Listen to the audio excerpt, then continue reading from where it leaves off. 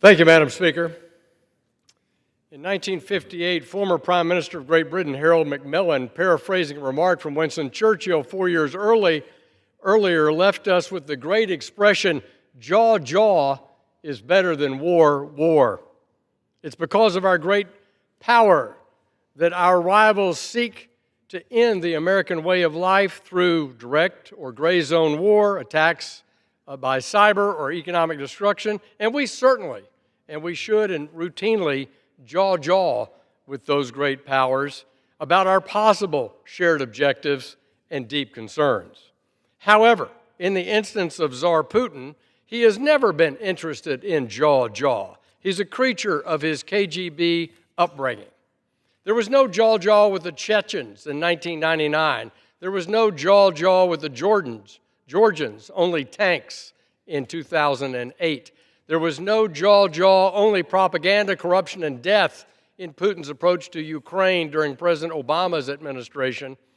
Under President Obama, Putin conducted his overt and covert actions in Ukraine with some 10,000 Ukrainians killed in the fighting, including 2,000 civilians.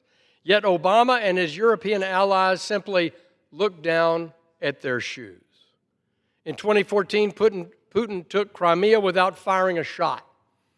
Putin is a disgrace to the rich cultural history of the Russian people and has thoroughly corrupted a false and bordering on insane historic narrative regarding his threats and ambitions in Ukraine. America, as the instrumental force inside the transatlantic nation, remains ready to stand shoulder to shoulder to back this European resolve. This is something that neither Obama nor Biden would do. They simply took the easy way out by agreeing to whatever the weakest European voice was at the time. This European attitude of, "Here, let me hold your coat," has plagued and frustrated all American presidents from Eisenhower to Trump.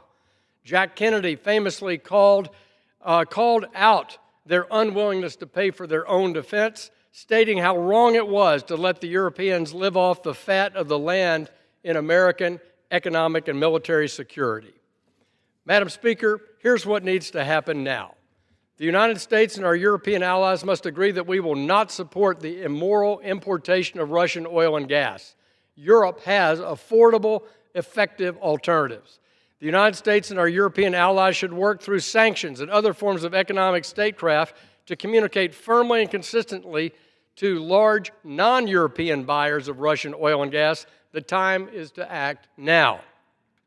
Congress should act immediately by passing Congressman Zach Nunn's Bipartisan Peace Act. This proposal would finally kneecap Russia's energy revenues, which still total some $200 billion per year. This would impose secondary sanctions on the country, including on Gazprom and Rosneft. It passed out of my committee, the Financial Services Committee, by a vote of 53-1. It would be the first intensive sanctioning of the Russian banking industry since the invasion. Under Congressman Nunn's Peace Act, the U.S. would take Russian sovereign assets that have been immobilized and yet let the Ukrainians use them to purchase defensive weapons. Congress should also fully consider, debate, amend, and pass sanction legislation offered by Senator Lindsey Graham, which has 84 co-sponsors, and its companion bill in the House, sponsored by Congressman Brian Fitzpatrick. The President should, as a part of the newfound backbone of the G7, fully implement the REPO Act, which I worked on diligently with former Foreign Affairs Chairman Michael McCaul and Senate Foreign Relations Chair Jim Risch. This measure, signed into law in 2024, puts direct and immediate heat on Russian sovereign assets held outside the country. Here again, we need the Europeans to step forward. In 2024, in the spring, the Council of Europe actually fully supported this idea with a 100% vote.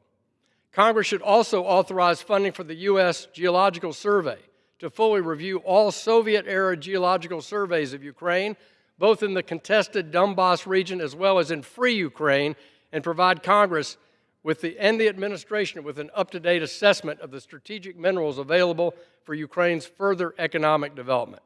The time for action is now. Apparently, Putin needs more unified pressure to convince him that, in fact, jaw is better than war. Let's not look back with regret that Congress did not act in the face of Putin's corrupt, catastrophic, and contemptuous regime that laughs in the face of his European neighbors and our American president.